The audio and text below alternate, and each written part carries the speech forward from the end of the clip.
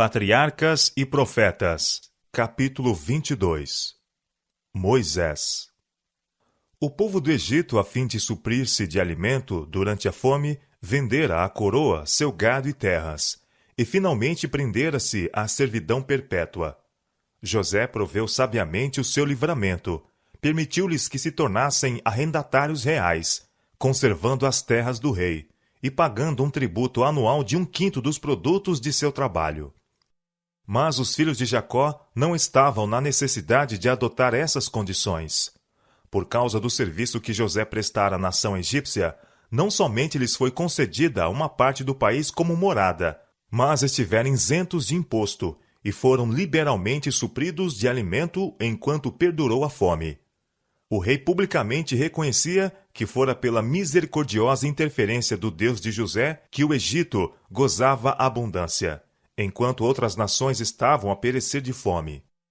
Via também que a administração de José havia enriquecido grandemente o reino, e sua gratidão cercou a família de Jacó do favor real.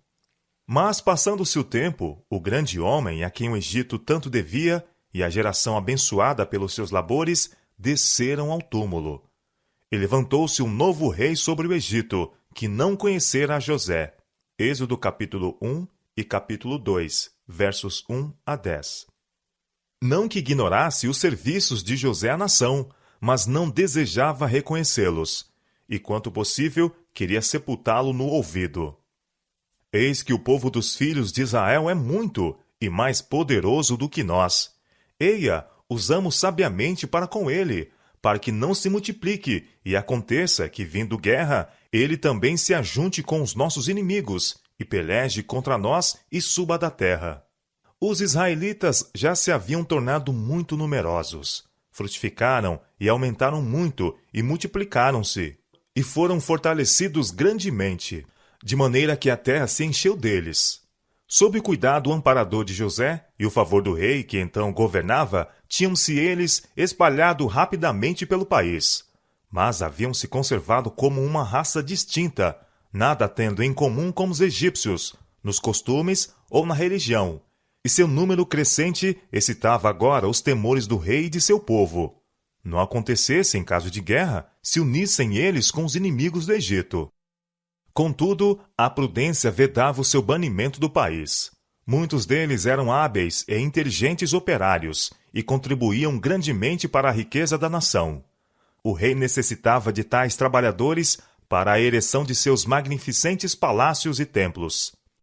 Conseguintemente, ele os equiparou aos egípcios, que com suas posses se haviam vendido ao reino. Logo foram postos sobre eles maiorais de tarefas, e tornou-se completa sua escravidão. E os egípcios faziam servir os filhos de Israel com dureza. Assim lhes fizeram amargar a vida, com dura servidão, em barro e em tijolos, e com todo o trabalho no campo, com todo o serviço em que o serviam com dureza. Mas quanto mais o afligiam, tanto mais se multiplicava e tanto mais crescia. O rei e seus conselheiros tiveram a esperança de subjugar os israelitas com rude trabalho, e assim diminuir seu número e aniquilar-lhes o espírito independente. Fracassando na realização de seu propósito, recorreram a medidas mais cruéis. Foram expedidas ordens às mulheres cujo emprego lhes dava oportunidade para executar o mandado, a fim de destruírem as crianças hebreias do sexo masculino ao nascerem. Satanás foi um instigador disto. Sabia que um libertador deveria levantar-se entre os israelitas, e levando o rei a destruir seus filhos, esperava frustrar o propósito divino. As mulheres, porém, temiam a Deus e não ousavam executar o cruel mandado. O Senhor aprovou o procedimento delas e prosperou-as. O rei, irado pelo fracasso de seu desígnio, tornou a ordem mais insistente e ampla, a dar caça e a matar as suas vítimas indefesas. Então ordenou Faraó a todo o seu povo, dizendo: a todos os filhos que nascerem lançareis no rio, mas a todas as filhas guardareis com vida. Enquanto este decreto estava em pleno vigor, um filho foi nascido a Arão e Joquebede, israelitas devotos da tribo de Levi. A criança era um menino formoso, e os pais, crendo que o tempo do libertamento de Israel se estava aproximando, e que Deus levantaria um libertador para seu povo, resolveram que seu filhinho não fosse sacrificado. A fé em Deus fortaleceu seu coração, e não temeram o mandamento do rei. Hebreus capítulo 11, verso 23. A mãe conseguiu esconder a criança durante 3 meses.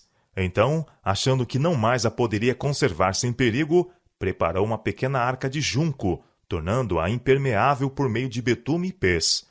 E pondo nela a criança, colocou-a entre os juncos à margem do rio. Não ousou ficar para vigiá-la, com receio de que a vida da criança e a sua própria vida se perdessem.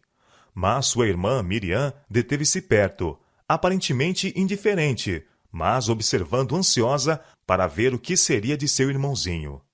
E havia outros vigias.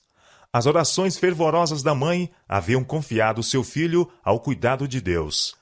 E anjos invisíveis pairavam sobre o seu humilde lugar de descanso. Os anjos encaminharam a filha de Faraó para ali. Sua curiosidade foi provocada pela pequena cesta, e ao olhar para a linda criança que dentro estava, leu a história num relance. As lágrimas do bebê despertaram-lhe a compaixão, e suas simpatias se estenderam à mãe desconhecida que recorrera a tal meio para preservar a vida de seu precioso pequerrucho. Resolveu que ele deveria ser salvo. Ela o adotaria como seu. Miriam estivera a notar secretamente tudo o que se passava. Percebendo que a criança era olhada com ternura, arriscou-se a aproximar-se e disse finalmente: Irei eu chamar uma ama das hebreias que crie este menino para ti? E a permissão foi dada. A irmã correu para a mãe com a feliz nova e, sem demora, voltou com ela à presença da filha de Faraó. Leva este menino e cria-mo. Eu te darei teu salário, disse a princesa. Deus tinha ouvido as orações da mãe. Fora recompensada a sua fé. Com profunda gratidão foi que ela deu início à sua tarefa, agora sem perigos e feliz. Fielmente aproveitou a oportunidade para educar seu filho para Deus. Confiava em que ele fora preservado para alguma grande obra, e sabia que breve deveria ser entregue à sua régia mãe, para ser cercado de influências que tenderiam a desviá-lo de Deus.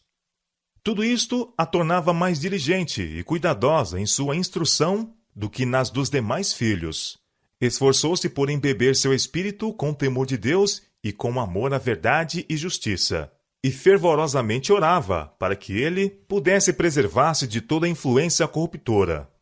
Mostrou-lhe a loucura e o pecado da idolatria, e cedo o ensinou a curvar-se e a orar ao Deus vivo, que unicamente poderia ouvi-lo e auxiliá-lo em toda a emergência. Ela conservou consigo o rapaz tanto quanto pôde.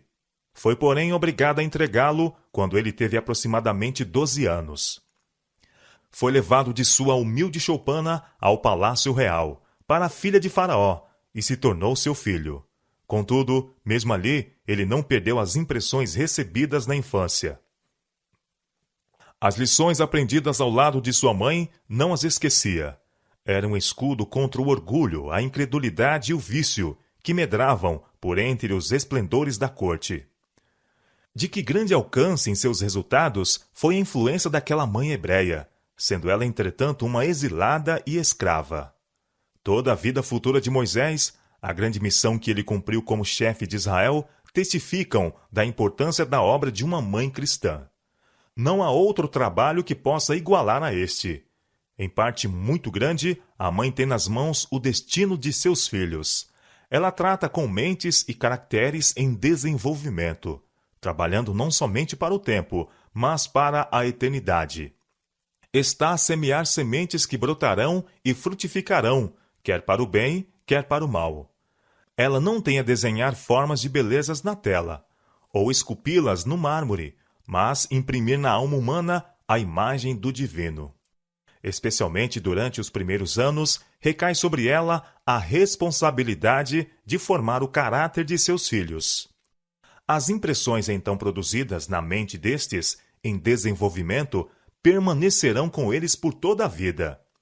Os pais devem dirigir a instrução e ensino de seus filhos enquanto muito pequenos, com o objetivo de poderem eles ser cristãos. São postos sob o nosso cuidado para serem ensinados, não como herdeiros do trono de um reino terrestre, mas como reis para Deus, a fim de reinarem pelos séculos intérminos. Que toda mãe sinta serem inapreciáveis os seus momentos. Sua obra será provada no dia solene do ajuste de contas. Achar-se-á então que muitos dos fracassos e crimes de homens e mulheres resultaram da ignorância e negligência daqueles cujo dever era guiar os pés infantis no caminho direito. Ver-se-á então que muitos que têm abençoado o mundo com a luz do gênio, da verdade e santidade, devem os princípios que foram a mola mestra de sua influência e êxito a uma mãe cristã que orava. Na corte de Faraó, Moisés recebeu o mais elevado ensino civil e militar. O monarca resolvera fazer de seu neto adotivo o seu sucessor no trono, e o jovem foi educado para sua elevada posição. E Moisés foi instruído em toda a ciência dos egípcios, e era poderoso em suas palavras e obras. Atos capítulo 7, verso 22. Sua habilidade como chefe militar tornou-o o favorito dos exércitos do Egito, e era geralmente considerado personagem notável. Satanás fora derrotado em seu propósito. O mesmo decreto que condenava as crianças hebreias à morte tinha sido superiormente encaminhado por Deus, de modo a favorecer o ensino e educação do futuro chefe de seu povo. Os anciãos de Israel foram instruídos pelos anjos de que o tempo para o seu libertamento estava próximo, e que Moisés era o homem que Deus empregaria para realizar esta obra. Os anjos também instruíram a Moisés quanto a havê-lo Jeová escolhido para quebrar o cativeiro de seu povo.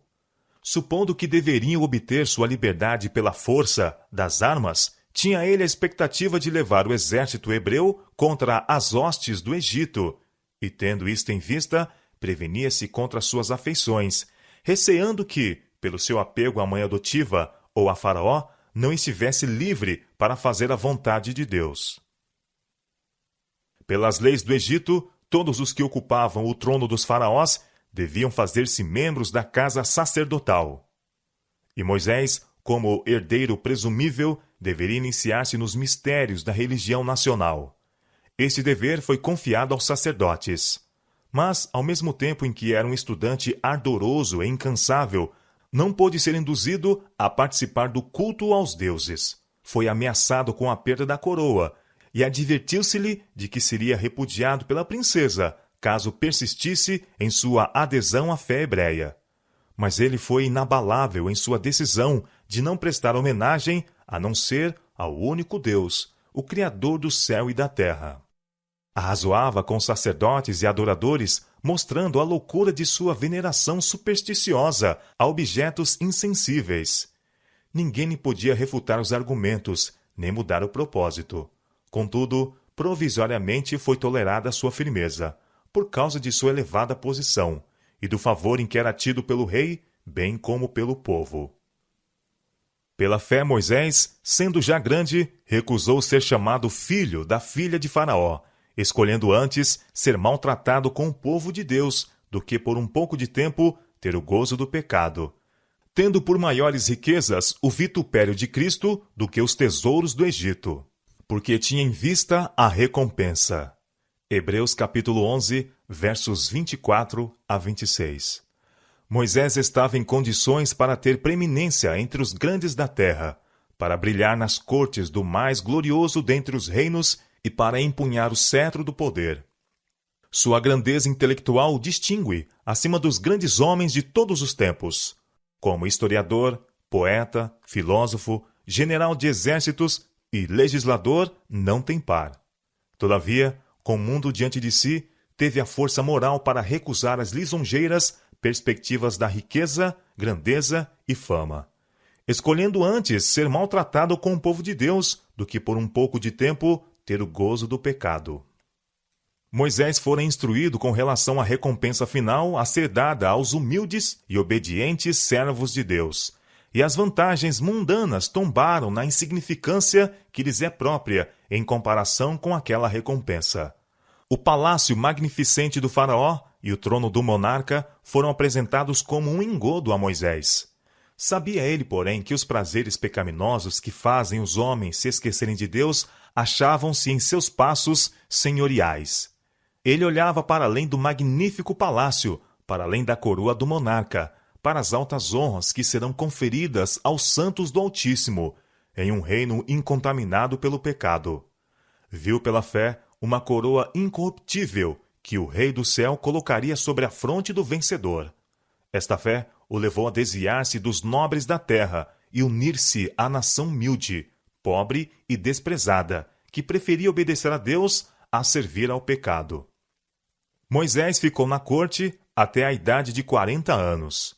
Seus pensamentos volviam muitas vezes à condição abjeta de seu povo, e visitava os irmãos em sua servidão, e os animava com a segurança de que Deus agiria em seu livramento. Muitas vezes, compungindo até a indignação à vista da injustiça e opressão, ardia por vingar suas afrontas. Um dia em que estava assim, fora, vendo um egípcio ferir um israelita, lançou-se para a frente e matou o egípcio. A não ser o israelita, não houvera testemunha desta ação, e Moisés imediatamente sepultou o corpo na areia. Ele se mostrara agora pronto para sustentar a causa de seu povo, e esperava vê-los levantar-se a fim de recuperar sua liberdade. Ele cuidava que seus irmãos entenderiam que Deus lhe havia de dar a liberdade pela sua mão, mas eles não entenderam. Atos capítulo 7, verso 25. Ainda não estavam preparados para a liberdade. No dia seguinte, Moisés viu 2 hebreus que contendiam entre si, estando um deles evidentemente em falta. Moisés reprovou o delinquente, que logo se desforrou daquele que o reprovava, negando seu direito de intervir, e vilmente acusando-o de crime. Quem te tem posto a ti por maioral e juiz sobre nós?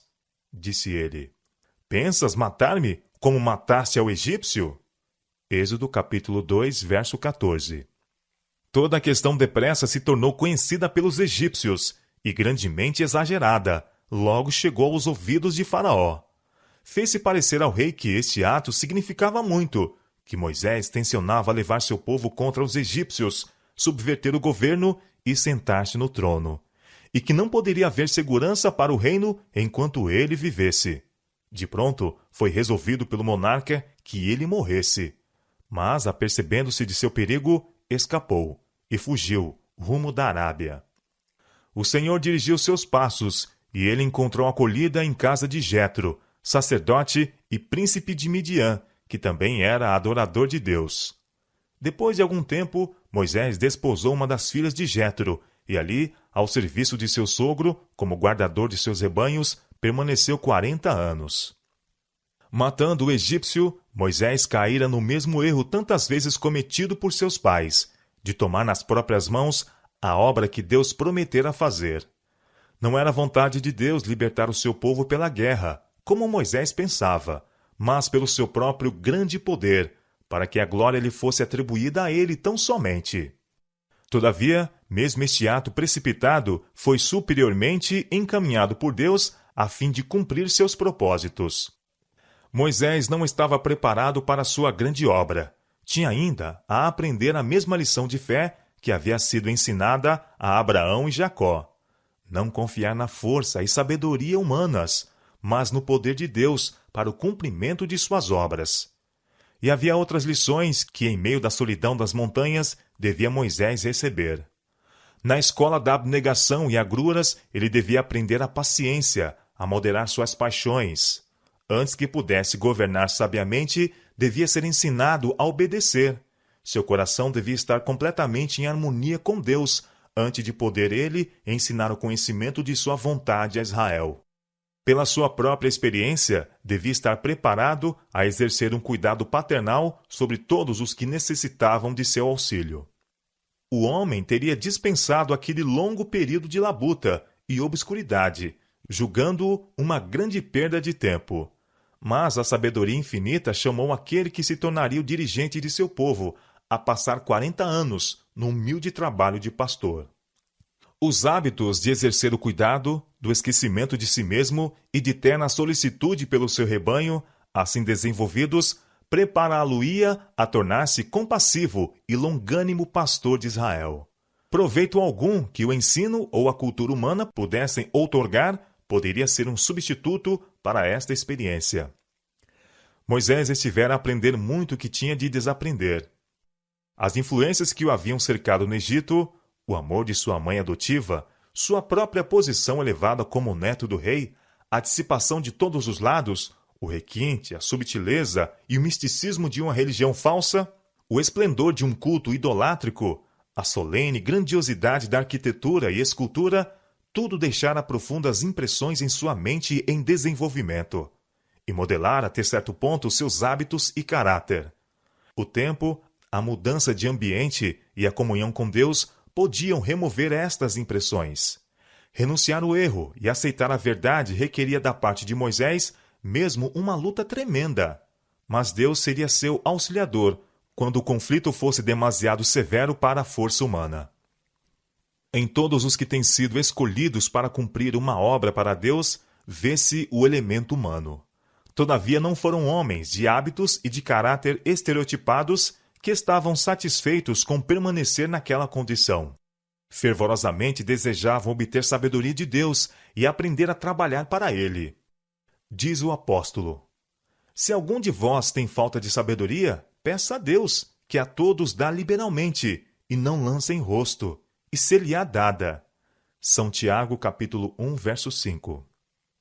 Deus, porém, não comunicará aos homens luz divina, enquanto estiverem contentes com permanecerem em trevas. A fim de receber o auxílio de Deus, o homem deve compenetrar-se de sua fraqueza e deficiência. Deve aplicar seu próprio espírito na grande mudança a ser operada em si.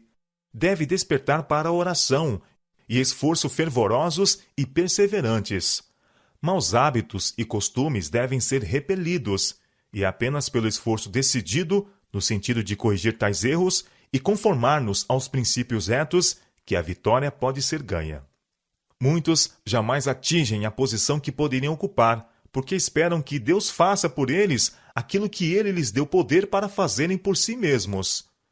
Todos os que se habilitam a ser úteis devem ser adestrados pela mais severa disciplina mental e moral, e Deus os ajudará, unindo o poder divino ao esforço humano. Encerrado nas fortificações das montanhas, Moisés estava a sós com Deus.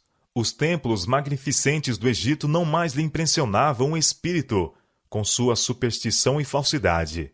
Na grandiosidade solene das colinas eternas, via ele a majestade do Altíssimo, e em contraste compreendia quão impotentes e insignificantes eram os deuses do Egito. Por toda parte estava escrito o nome do Criador. Moisés parecia achar-se em sua presença e à sombra de seu poder. Ali o seu orgulho e presunção foram varridos. Na simplicidade severa de sua vida no deserto, os resultados do ócio e luxo do Egito desapareceram. Moisés tornou-se paciente, reverente e humilde, muito manso, mais do que todos os homens que haviam sobre a terra. E, contudo, forte na fé que ele tinha no poderoso Deus de Jacó. Enquanto os anos se passavam e vagueava ele com seus rebanhos nos lugares solitários, ponderando na situação opressa de seu povo, reconsiderava o trato de Deus para com seus pais e as promessas que eram a herança da nação escolhida, e suas orações por Israel ascendiam de dia e de noite. Anjos celestiais derramavam sua luz em redor dele. Ali, sob a inspiração do Espírito Santo, escreveu o livro do Gênesis. Os longos anos passados nas solidões do deserto foram ricos de bênçãos, não somente para Moisés e seu povo, mas para o mundo em todos os séculos subsequentes. E aconteceu depois de muitos desses dias, morrendo o rei do Egito, que os filhos de Israel suspiraram por causa da servidão e clamaram. E o seu clamor subiu a Deus por causa da sua servidão. E ouviu Deus o seu gemido, e lembrou-se Deus do seu concerto com Abraão, com Isaque e com Jacó. E atentou Deus para os filhos de Israel, e conheceu-os Deus. Êxodo capítulo 2, versos 23 a 25. Era vindo o tempo para o livramento de Israel. Mas o propósito de Deus devia cumprir-se de maneira a lançar o desdém sobre o orgulho humano. O libertador devia ir como um humilde pastor, apenas com uma vara na mão. Deus, porém, faria daquela vara o símbolo de seu poder. Guiando seus rebanhos um dia perto de Horebe, o monte de Deus, Moisés viu uma sarça em chamas, estando ramos, folhagem e tronco tudo a arder, não parecendo todavia consumir-se. Aproximou-se para ver a maravilhosa cena, quando uma voz da labareda o chamou pelo nome. Com lábios trêmulos, respondeu: Eis-me aqui.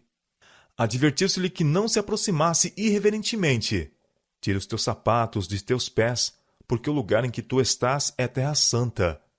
Eu sou o Deus de teu pai, o Deus de Abraão, o Deus de Isaque e o Deus de Jacó. Era aquele que, como o anjo do concerto, se revelara aos pais nos séculos passados. E Moisés encobriu o seu rosto, porque temeu olhar para Deus. A humildade e a reverência devem caracterizar o comportamento de todos os que vão à presença de Deus. Em nome de Jesus, podemos ir perante Ele com confiança. Não devemos, porém, aproximar-nos dele com uma ousadia presunçosa, como se ele estivesse no mesmo nível que nós outros. Aos que se dirigem ao grande Todo-Poderoso e Santo Deus, que habita na luz inacessível, como se dirigissem a um igual, ou mesmo inferior. Aos que se portam em sua casa, conforme não imaginariam fazer na sala de audiência de um governador terrestre. Tais devem lembrar-se de que se acham à vista daquele a quem serafins adoram, perante quem os anjos velam o rosto. Deus deve ser grandemente reverenciado. Todos os que em verdade se compenetram de sua presença prostrar-se-ão com humildade perante ele, e como Jacó, ao contemplar a visão de Deus, exclamarão: Quão terrível é este lugar! Este não é outro lugar, senão a casa de Deus. Esta é a porta dos céus. Esperando Moisés, com um temor reverente diante de Deus, continuaram as palavras: Tenho visto atentamente a aflição do meu povo, que está no Egito, e tenho ouvido o seu clamor por causa dos seus exatores, porque conheci as suas dores. Portanto, desci para livrá-lo da mão dos egípcios e para fazê-lo subir daquela terra, a uma terra boa e larga, a uma terra que mana leite e mel. Vem agora, pois, e eu te enviarei a Faraó, para que tires o meu povo do Egito. Admirado e aterrorizado com a ordem, Moisés recuou, dizendo: Quem sou eu? Quem vá a Faraó e tire do Egito os filhos de Israel? A resposta foi: Certamente eu serei contigo. Isto te será por sinal de que te enviei. Quando houveres tirado este povo do Egito, servireis a Deus neste monte. Moisés pensou nas dificuldades que seriam encontradas na cegueira, ignorância e incredulidade de seu povo, muitos dos quais estavam quase destituídos do conhecimento de Deus. Eis que quando vier os filhos de Israel, disse ele, e lhes disser: O Deus de vossos pais me enviou a vós, e eles me disserem: Qual é o seu nome? Que lhes direi? A resposta foi: Eu sou o que sou. Assim dirás aos filhos de Israel: Eu sou, me enviou a vós. Moisés recebeu ordem de congregar primeiramente os anciãos de Israel, os mais nobres e justos entre eles, os quais desde muito se haviam afligido por causa de seu cativeiro, e declarar-lhes uma mensagem de Deus com uma promessa de livramento. Devia então ir com os anciãos perante o rei e dizer-lhe: O Deus dos hebreus nos encontrou. Portanto, deixa-nos agora ir caminho de 3 dias no deserto, para que ofereçamos sacrifícios ao Senhor. Moisés fora prevenido de que Faraó resistiria ao apelo de deixar ir Israel. Todavia, a coragem do servo de Deus não devia faltar, pois o Senhor com isto aproveitaria a ocasião para manifestar seu poder perante os egípcios e perante o seu povo. Eu estenderei a minha mão e ferirei-o ao Egito com todas as minhas maravilhas, que farei no meio dele. Depois vos deixará sair. Foram também dadas instruções quanto às provisões que deviam fazer para a viagem. O Senhor declarou: Acontecerá que quando sairdes, não saireis vazios, porque cada mulher pedirá à sua vizinha e à sua hóspeda vasos de prata e vasos de ouro e vestidos. Os egípcios tinham enriquecido pelo trabalho injustamente exigido dos israelitas, e como estes estavam para partir em viagem para sua nova morada, era justo que reclamassem a recompensa de seus anos de labuta. Deviam pedir artigos de valor que pudessem ser facilmente transportados, e Deus lhes daria graça aos olhos dos egípcios. Os grandes prodígios operados para o seu livramento aterrorizariam os opressores, de maneira que o pedido dos escravos seria satisfeito. Moisés viu diante de si dificuldades que pareciam insuperáveis. Que prova poderia ele dar a seu povo de que Deus, na verdade, o enviara? Eis que em mim não crerão, disse ele, nem ouvirão a minha voz, porque dirão, o Senhor não te apareceu. Provas que apelavam aos seus sentidos foram-lhe então dadas. Foi-lhe dito que atirasse sua vara ao chão. Fazendo ele, tornou-se em cobra. E Moisés fugiu dela. Recebeu ordem de apanhá-la, e em sua mão se tornou em vara. Foi-lhe mandado pôr a mão no seio. Obedeceu. E tirando-a, eis que sua mão estava leprosa, branca como a neve. Dizendo-se-lhe que de novo a pusesse no seio. Viu, ao retirá-la, que se tornara como a outra. Por estes sinais, o Senhor assegurou a Moisés que seu povo, bem como Faraó, convencer-se-iam de que um ser mais poderoso do que o rei do Egito se manifestava entre eles. Mas o servo de Deus ainda se deixava vencer pelo pensamento da estranha e maravilhosa obra que diante dele estava. Em sua aflição e temor, agora alegava como desculpa a falta de uma fala desembaraçada. Ah, Senhor, eu não sou homem eloquente, nem de ontem, nem de anteontem, nem ainda desde que tens falado a teu servo, porque sou pesado de boca e pesado de língua. Durante tanto tempo havia ele estado afastado dos egípcios, que não tinham conhecimento tão claro e um uso tão pronto da língua, como quando estivera entre eles. O Senhor lhe disse, quem fez a boca do homem? Ou quem fez o mudo, ou o surdo, ou o que vê, ou o cego? Não sou eu, o Senhor? A isto acrescentou-se outra segurança do auxílio divino. Vai, pois, agora, e eu serei com a tua boca, e te ensinarei o que hás de falar. Mas Moisés ainda rogou que fosse escolhida uma pessoa mais competente. Estas recusas, a princípio, procederam da humildade e retraimento, mas depois que o Senhor prometera remover todas as dificuldades e dar-lhe afinal o êxito, qualquer nova recusa e queixa a respeito de sua inaptidão mostravam falta de confiança em Deus. Isto envolvia um receio de que Deus fosse incapaz de habilitá-lo para a grande obra, para a qual o chamara, ou de que houvesse ele cometido um erro na escolha do homem. Moisés então foi mandado ir ter com Arão, seu irmão mais velho, que tendo estado em uso diário da língua dos egípcios, podia falá-la perfeitamente. Foi-lhe dito que Arão vinha a seu encontro. As palavras seguintes do Senhor foram uma ordem positiva. Tu lhe falarás e porás as palavras na sua boca. Eu serei com a tua boca e com a sua boca, ensinando-vos o que haveis de fazer. E ele falará por ti ao povo. E acontecerá que ele te será por boca, e tu lhe serás por Deus. Toma, pois, esta vara na tua mão, com que farás os sinais. Moisés não mais poderia opor resistência, pois todo motivo de escusa fora removido. A ordem divina dada a Moisés encontrou-o sem confiança em si, tardo no falar e tímido. Sentia-se vencido pela intuição de sua incapacidade de ser o porta-voz de Deus para Israel. Havendo, porém, aceito o trabalho, deu-lhe início com todo o coração, depositando toda a confiança no Senhor. A grandeza de sua missão chamava à atividade as melhores faculdades de seu espírito. Deus lhe abençoou a pronta obediência, e ele se tornou eloquente, esperançoso e senhor de si, e bem adaptado para a maior obra que já foi entregue ao homem. Isto é um exemplo do que Deus faz para fortalecer o caráter daqueles que nele confiam amplamente e dar-lhes, sem reserva, as suas ordens. O homem adquirirá força e eficiência ao aceitar as responsabilidades que Deus põe sobre ele e procurar de toda a sua alma qualificar-se para arrostar devidamente com ela. Por humilde que seja a sua posição ou limitada a sua habilidade, atingirá a verdadeira grandeza o homem que, confiando na força divina, procura efetuar sua obra com fidelidade.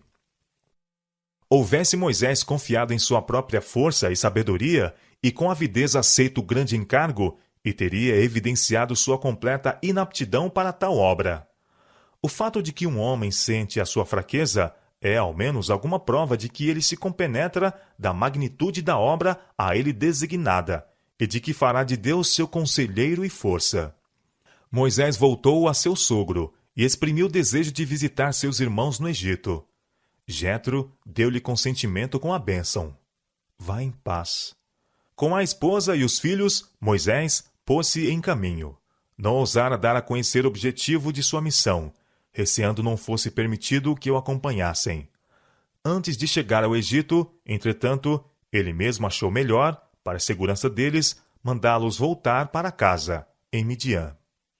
Um temor secreto de Faraó e dos egípcios, cuja ira se acendera contra ele 40 anos antes, tornara Moisés ainda mais relutante em voltar ao Egito. Mas depois que se dispusera a obedecer à ordem divina, o Senhor lhe revelou que seus inimigos eram mortos. Em caminho, quando vinha de Midian, Moisés recebeu uma advertência assustadora e terrível a respeito do desagrado do Senhor.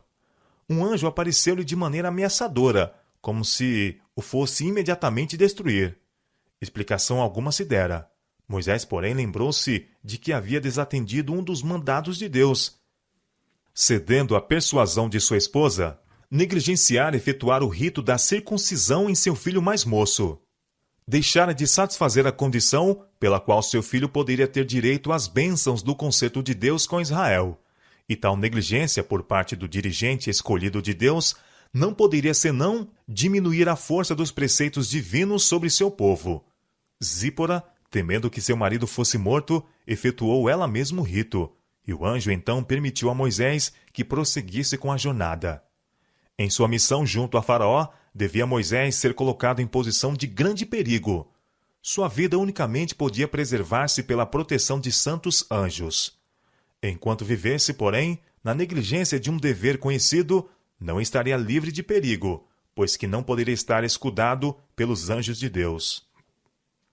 No tempo de angústia, precisamente antes da vinda de Cristo, os justos serão preservados pelo ministério de anjos celestiais. Não haverá segurança para o transgressor da lei de Deus. Os anjos não poderão proteger, então, aqueles que estão a desrespeitar um dos preceitos divinos.